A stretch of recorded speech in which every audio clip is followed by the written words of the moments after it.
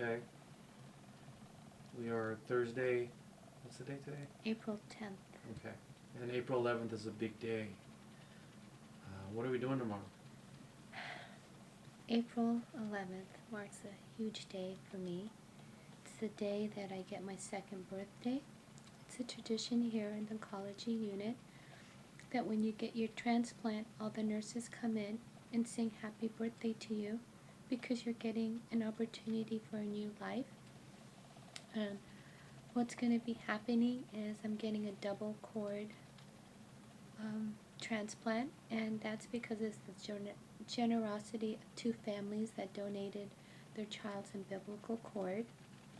Um, it's a practice that they've been doing for many, many, many years now.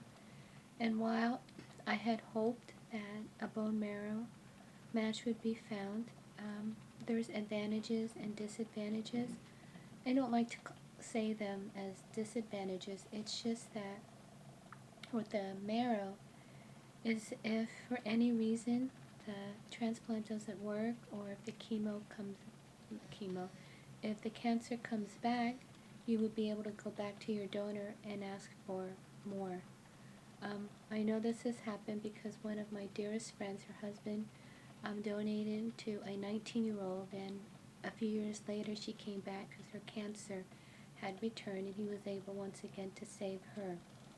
Now with cord blood, it's a one-shot deal because there's only a little bit of an ounce in each of the cord bloods because they're coming from babies who were just born. But it's also an opportunity to save my life, to rid the leukemia from my body. The only thing though with it is that, unlike cord marrow, is it's a one-shot deal. And if my cancer came back, they wouldn't be able to go back to the cord blood and get some more. And then I'd be back again, hunting desperately for a match. And this is why, even though I've been given this most beautiful, beautiful gift from God and from the loving kindness of two families, that my mission of increasing the donor registry doesn't stop. And it won't ever, ever, ever stop. Because I've met too many people already here who have no matches, and some that have been looking for over a year. I was blessed that mine came within a few months. And so for me, the mission has to continue. People have to look deep into their heart and ask what they'd be willing to do for a stranger. My hopes is that they'll go and just do the swab test and put yourself on the registry. It doesn't mean that you'd ever get called in your lifetime. But if you do, you would be saving a life like mine is being saved right now. So I'm asking all of you who have worked so hard for me to please continue the mission of increasing the bone marrow registry. Because if, God forbid, my cancer comes back, I would like to know that all the hard work, that maybe by a miracle, there will be a match in the system for me, for the just in case. It's not what I'm planning, it's not what I'm wishing, but I will be honest, there is still an ulterior motive on my part that wants the registries to continue, because one, it's also to keep me safe, but also to help all those others. I'm blessed right now that I actually entered remission right away. There's a couple patients on my floor that actually have blood donors through relatives, but because they haven't entered remission, they can't do the transplant. So the other blessing that I had was I went into remission right away at the end of December, which allows me to enter this point of being eligible for a transplant. My body's been prepped for the past week. I had chemo Friday, Saturday, Sunday, and then Monday, Tuesday, Wednesday, and today was the last. I had radiation. The radiation is really hard. And people wonder what exactly does it mean.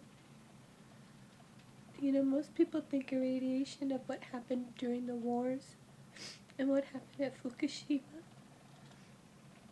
And I will admit, that kind of scared me too. There were some bad side effects with it. But I have to choose life and my choice to accept the radiation treatment. This past week has been really good because mentally and physically, spiritually, I feel so strong that I'm ready for tomorrow. So what happens?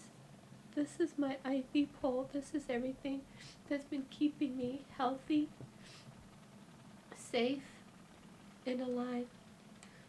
So what'll happen is the transplant coordinator will come in with my team of nurses, and they put a bag up so it's almost like an IV bag.